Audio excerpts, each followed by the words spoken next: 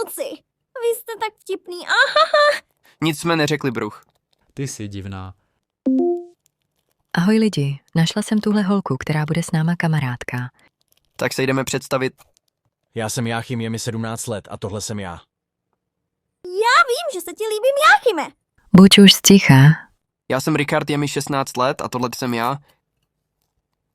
V hlavě, ach můj bože, on je tak moc pěkný, na něj nemám šanci. Richarde, dal si sem jenom tu nejlepší fotku, aby ses mi líbil, co? Přesto je nikoho tady nezajímáš.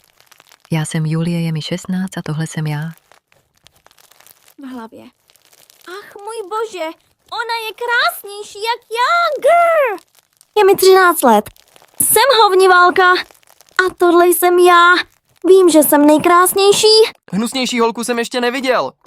Já vím, že jen se mnou flirtuješ, Rýšánku. V hlavě, myslím, že je mi hodně povědomá. Já jsem Jenny, je mi 15 let a tohleto jsem já. V hlavě.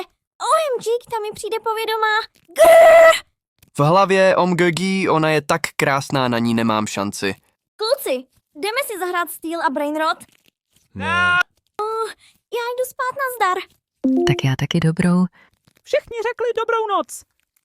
Jachym se ani nerozloučil, ale to je jedno. Teď jsme tady jenom my dva? Máš pravdu. Hele, a máš vůbec rád hovniválku?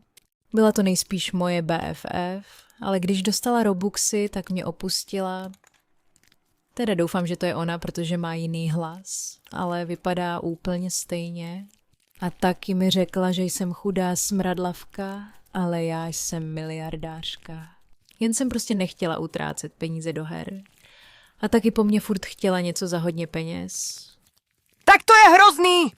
Nejradši bych jí vyhodil z téhle skupiny, ale zakladatel téhle skupiny je Julie.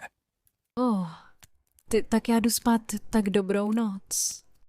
Jenny, počkej. Hrozně moc se mi líbíš.